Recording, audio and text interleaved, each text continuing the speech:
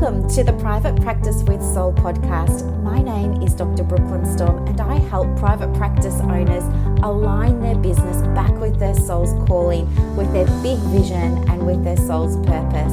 Unlike other private practice coaches, I've traveled the world in search of spiritual resources, spiritual tools, education and information so that you can have the transformation that your soul desires and needs so that you can up-level your business. How much fun is this? I love it so much. Guys, if you're not already a member of the Private Practice Monthly Mentorship Group, please check out the show notes. I would love for you to be there. In the meantime, thank you so much for pushing play today. Let's begin.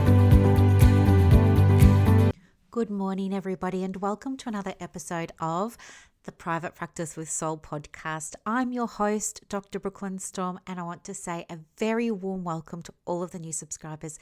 And of course, thank you so much to everybody that keeps pushing play on new episodes. I am so thankful for you and so appreciative that you're here. So today it was such a pleasure to receive an email about referrals, and I love talking about referrals so much. In fact, I've even created a new program for referrals, and that will be available, I think maybe in the next month or two, but yeah, stay tuned for that. But it's going to teach you the energetics behind referrals and how you can attract them so that you're not feeling like you're, pushing and being salesy and aggressive and all that sort of icky stuff.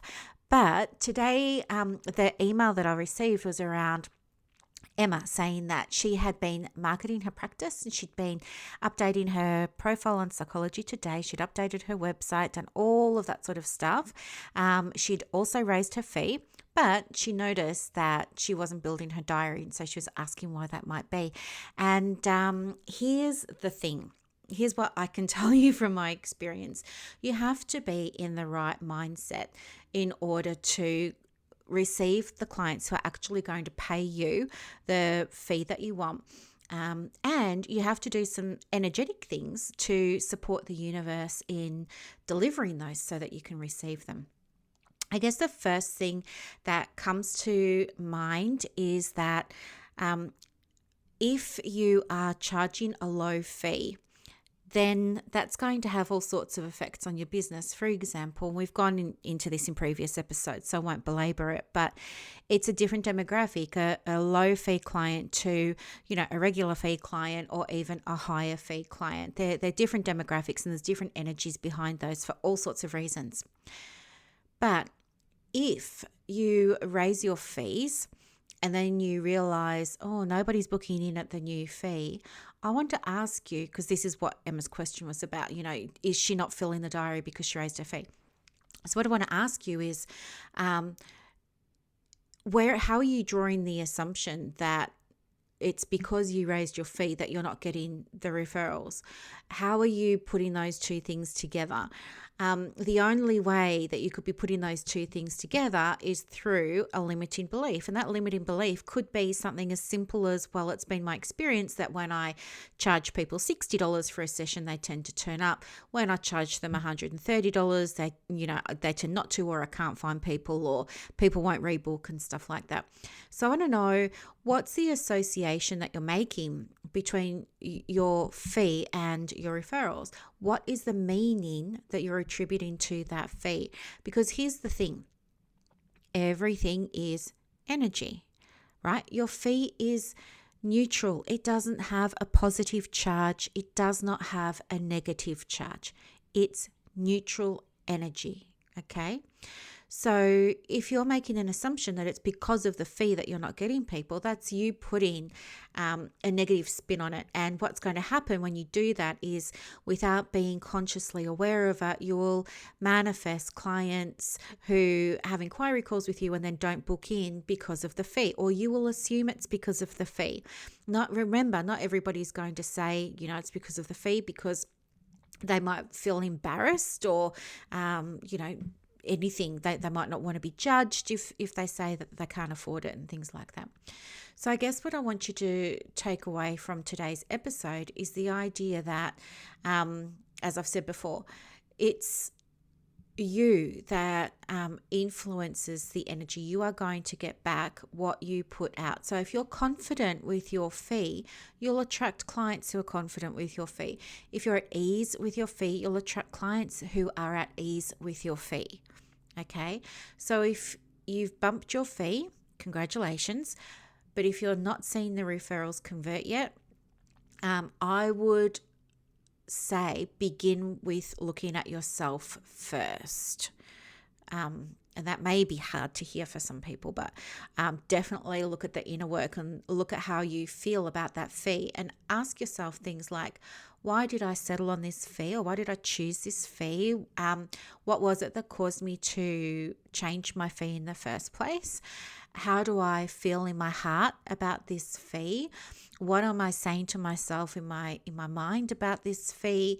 How are these thoughts supporting me or not supporting me, etc., etc. So really allow yourself some reflection time around the fee. The other thing too is, and I'm speaking from my experience here, but I can remember when I was bulk billing in private practice and I had like this really full diary. I mean, it was crazy full. I'm not even joking. It was about 40 appointments a week. I was working ridiculous hours. Now, I was booking so many clients every single day, in the hope that at least between 6 and 8 would turn up. And yeah, so they were really, really long days. And when I started to change my fee, of course, there was pushback. And here's what I didn't know then. What I didn't know was it can be difficult to convey a fee increase to existing clients. And you probably want to get some support or some guidance around how to do that. If I had my time again, I would have done it differently. I would have phased in a grandfather period, phased out a grandfather period, done all of that for existing clients. And the other thing is, I didn't realize this at the time either, but I kind of felt secure and calm when I could see every single one of those sessions had been booked, and I could see that I was booked a week or two ahead. That made me feel like I could exhale. It took pressure off knowing that the diary had all those appointments booked. So when I started to charge a fee and there were gaps in the diary, I did not make the association that, well, I'm going to have less because I'm charging a fee, but I also don't need to work as much and kill myself because I'm now charging a fee. And that's going to support me in reducing my workload and help me show up in a way that feels more aligned for my clients. So those were some of the things that I learned that I didn't think of at the time. And at the time, I didn't have a coach or anything like that. So I didn't even know what this looked like. I was just winging it, as so many of us do. So hindsight's such a wonderful thing, isn't it? So I guess what happened for me is when I started to see gaps in the diary, and then I'd get a new referral of, a bulk billing client or something like that, scarcity mindset would kick in, and I would fill that gap with a bulk billing client who I knew had like a 50-50 chance of showing. And then invariably what would happen would be later that day, I would get a full fee paying client ring and ask for a session, and I didn't have time to see them. They wanted to be seen quickly. I didn't have time to do that, and I'd lose them. And then that used to feed my anxiety about booking out my diary in my private practice. So I put a lot of pressure on myself to book out every single appointment. And I never even used to think about things like the quality of the referral. I was just get this diary filled. What I appreciate now is that a lot of those referrals that I took on weren't aligned. I took them on because, I needed the money. I had to pay the rent. I got a mortgage. All those sorts of things were going through my mind at the time. Now, what I can see is I won't work with anybody who I don't feel aligned with. I charge the fee that's right for me. Some fees change in my business quite often, like my coaching fees always going up. But my mentoring and my supervision fees have remained stable for like 2 years now. Like there hasn't been any fee increase with those. So I am guided by the energy of the clients. I'm guided by the energy of my practice, and I'm guided by what feels right for me at the time. And the other thing that I really learned in terms of energy in your private practice is part of releasing scarcity mindset for me was really cultivating trust that I was going to be okay, and that not all clients were right for me, and that the right clients would find me. And I really had to trust in that process, because there's nothing scarier than going from a fully booked diary to having like 2/3 of it booked. As I said, it can be super, super scary, especially when I don't know what position you guys are in, but for me, I had all the financial responsibility for myself and my family at the time. So it was super duper scary. I felt a lot of pressure. And I resorted to old behaviors and old patterns of booking clients who weren't right and who weren't aligned. Just to make ends meet. So how did I get through that transition phase from, being aware I was operating from a scarcity mindset was the first step. The second step was thinking, how can I support myself in making that shift and seeing clients who were going to be private fee clients? And this was stepping away from Medicare as well. And what I was able to do for myself was really anchor into my big vision and my why, and just remind myself that because clients are paying privately now, and they're paying, like a regular standard fee, I didn't need to be seeing as many, so my volume could reduce.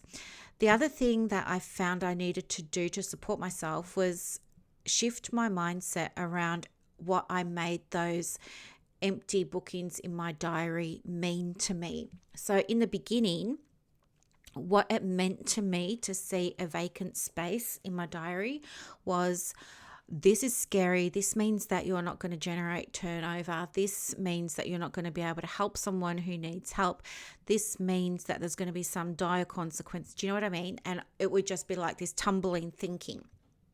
What I know now is that thinking, well, you can hear it didn't help me at all. It just kept me in a state of panic and anxiety. But what did help me was changing what it meant to see that empty space. And I had never actually been working on my practice. It was always something I was doing on weekends or after hours. So I never really had, it seemed to me to be such a luxury to be able to work on your practice during standard business hours. So I thought to myself, well, if I've got this space in the calendar, what I can do is I can use that space to update my website, or I can use that space to get an email out to my clients, or do you know what I mean? So I use that space to do courses. So I'm a course junkie. I love doing courses and sharing the knowledge with you. So I did that. And really for me, I changed the meaning away from being something that was fear-inducing to something that was gratitude inducing, if you like. Like I would say, oh my gosh, I've got this space. Thank goodness. Now I can update the SEO on my website. Now I can play in Canva. Now I can record a podcast. Now I can do an audio training, whatever it was. And so I came to really value that space. And then what happened was I started to get more and more of that space for probably about 2 months. And I was so comfortable with that. And that was what led to me being able to finally sit back and do a lot of the behind the scenes stuff that I wouldn't normally have had an opportunity to do. And what resulted from there was, once I'd put updated strategies and processes in place that felt more aligned with a soul-led private practice, my books filled up really, really, really, really quickly. The other thing that I can share with you that helped me attract referrals, apart from what we've already mentioned in other episodes, was creating space for the clients that I really, really, really wanted to see. And at that stage, I was really wanting to call in coaching clients. And so what I did was I set aside space in my diary just for coaching clients. So it was like one afternoon a week and one morning a week. And I didn't book, I made a commitment to keep those spaces available. And I booked around them, all my other clients. And I just said to myself, I know it's going to take time perhaps to fill up these 2 half days, but if I leave that space there, I know and trust that the universe is going to fill them. And it didn't take long at all. And those spots were filled. And then I still had inquiry calls coming through. And I was referring, because I had so much coaching work, I was referring it out to other coaches in my network.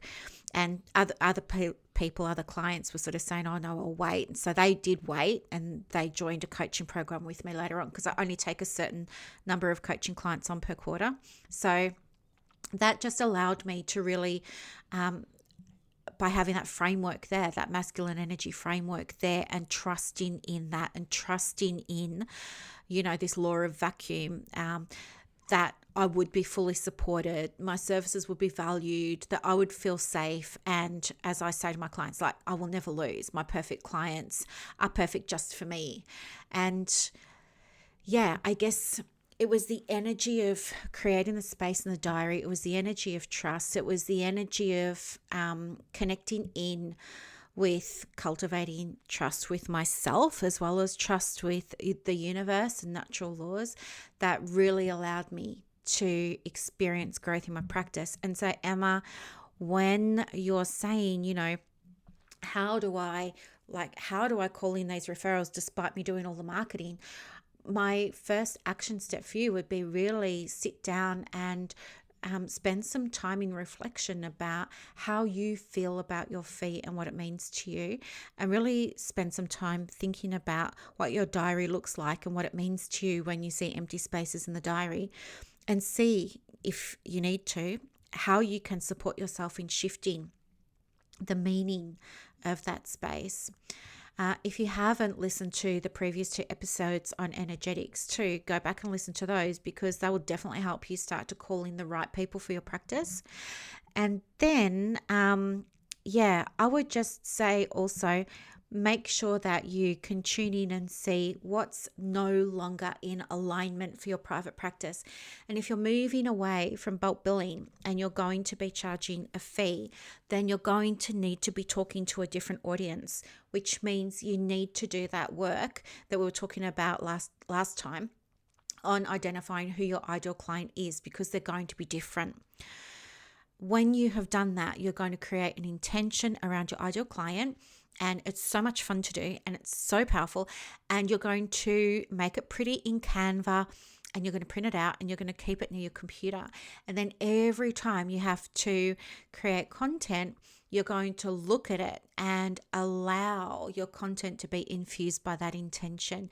And you watch, you will start to see a shift in the types of people that are enrolling in your diary, that are inquiring with you, that you're booking on the phone, that you're getting to work with. And you will notice a shift in the energy in the sessions as well. Like, you're going to feel even more energized by the work that you do. You're going to feel excited in the morning to look at your diary, and that's going to be awesome. Like, who doesn't want that? And it's just going to make you feel lighter, because you'll be working more in flow. And I absolutely want that for you, 110%. 110%. And in fact, I would also love to have a conversation with you. So my email address is in the show notes. And if any of this is landing for you, not just for Emma, if any of this is landing for you, hit pause now, tap email me in the show notes and just say, yeah, I would love to have a chat. This is where I'm at. And let me know, because it's probably costing you a lot for your practice to not be taking action and to not be getting any guidance. And I don't want that for you. I want you to have, 180 degrees opposite. I want you to start to have an experience of abundance in your practice. And it's easier to do that than you might think or believe. And you're allowed to feel abundant. It's okay to feel abundant. It's safe to feel abundant. You can have all of those sorts of things, and you can cultivate that energy of gratitude, love, and abundance into your practice, but it has to begin from within. That's the thing, right? Your business success begins from the inside out. I believe that so much. It's why I trademarked the tagline. Not that I use it on my marketing, because I've had a bit of a shift more to the spiritual stuff, but I probably should. So yeah, that's what I would do. And I hope that this has been really, really helpful. But in terms of energetics, following on from the last 2 episodes, the next step is to create that vacuum in your diary. Leave it there. Don't be tempted to fill it with clients who aren't an ideal fit. Just leave that space there. Allow yourself to create a new meaning for what it is to have that space there. Focus on gratitude and abundance, and get ready to start to see more gratitude and abundance flowing to you in the form of manifested referrals. I know. Can you believe how cool this stuff is? I love this stuff so much. I could talk about it all day long. So yeah, don't get me started. In other news, I'm also going to be running a series of free trainings on referrals. And so, if you want any information about that and how you can access them, of course, again, just hit pause, flick me an email and say, can you give me the details of the free training? Because I don't want you to miss out. I want you to get referrals so that, you can have everything that you want, not only in your practice, but in your life as well, for you and for your family. Sound good? Yes, I know. Okay, guys. Well, I'll let you go. Have a beautiful Wednesday, and I will talk to you on Saturday. If you have any questions that you'd like answered on the show, please feel free to email them through. I'm starting to get a few more now. It's like really exciting for me. I love receiving them. So please don't hesitate to reach out and just say, hey, can you talk about this on the show? And I absolutely will. Thank you so much for listening. Have a beautiful day. Bye, ladies.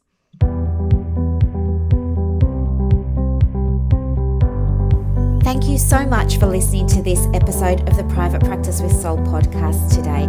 If you're looking for clarity, if you need help with branding, your processes, and bringing everything into alignment with your soul's purpose for your private practice, head to the show notes and click the link for more information about the Private Practice Monthly Mentorship Group. You are going to love it. I can't wait to see you in there. Thanks so much for listening. Bye.